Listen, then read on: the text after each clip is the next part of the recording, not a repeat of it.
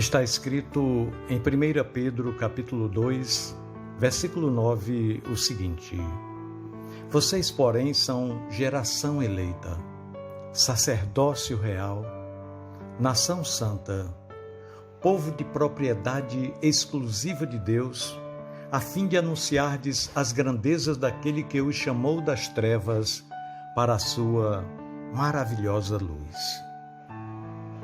Meu irmão, minha irmã,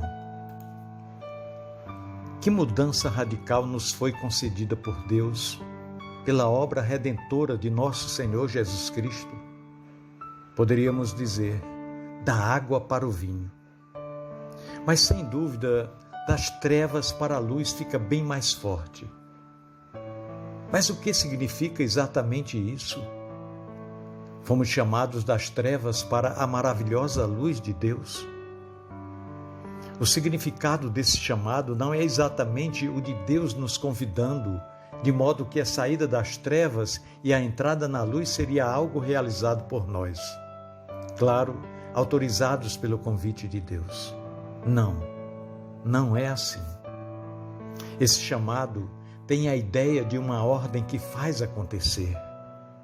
Nós somos sobrenaturalmente trazidos da morte espiritual para a vida.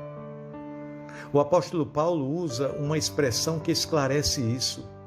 Ele escreveu em Romanos capítulo 4, versículo 17 o seguinte: O Deus que dá vida aos mortos e chama à existência coisas que não existem como se existissem. Pois é, essa é a ideia. Isso se confirma em outros textos do apóstolo Paulo que vale lembrar.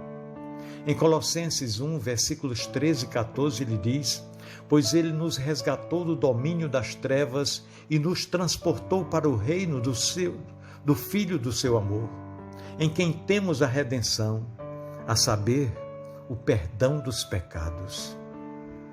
Em Efésios capítulo 1, versículo 3, Paulo diz: Bendito seja o Deus e Pai de nosso Senhor Jesus Cristo, que nos abençoou com todas as bênçãos espirituais nas regiões celestes em Cristo. O apóstolo Paulo fala de algo feito por Deus soberanamente. Em Efésios 2, Paulo cita as ações de Deus, nos dando vida, estando nós mortos e nos fazendo participantes do reino celestial, no qual entramos sem saber nos comportar, ainda dominados pelas ideias do reino terreno. Pois é exatamente de dentro do reino de Deus que se aprende a viver como filho de Deus.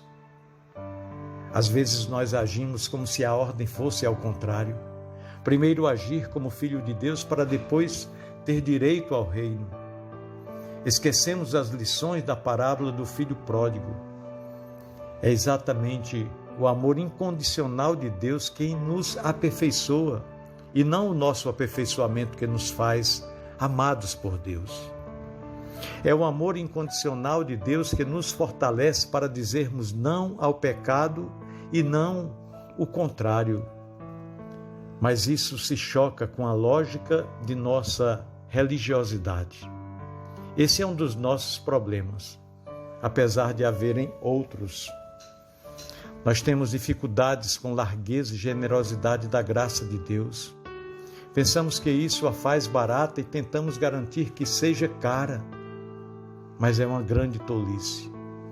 Nós confundimos as virtudes do reino de Deus com as qualidades da religião, atitudes que alimentam uma espiritualidade orgulhosa e intolerante. Arriscamos pouco na obediência, temendo abrir mão de nossa vontade pela vontade de Deus, por confiarmos pouco em seu amor. Nós somos melhores em nos emocionar do que na questão do obedecer. Uma devoção marcada pelo medo, pelo esforço para evitar o castigo, parece ser o padrão entre nós, quando deveria ser aquela marcada pelo amor e pela liberdade. Nós lutamos para sermos bons de um jeito que nos tornamos legalistas e muitas vezes hipócritas. Aprendemos que há exceções, não cobertas pelo amor de Deus, crendo mais na gravidade do pecado do que no poder e na grandeza do amor, no perdão e na graça de Deus. E assim, com muitas bases bíblicas, claro, nos desviamos do caminho da graça que gera filhos e servos. Gente que pertence e descansa e que se esforça para obedecer. Por isso, nossa proclamação das grandezas de Deus tem sido pobre e só será diferente quando aceitarmos sem reservas de domínio o escândalo do Evangelho. Escândalo este que anuncia o Deus que ama e salva pecadores, inclusive os inaceitáveis aos nossos olhos, pois o reino de Deus é de Deus e não nosso. Pensemos nisso, no amor de Cristo. Amém.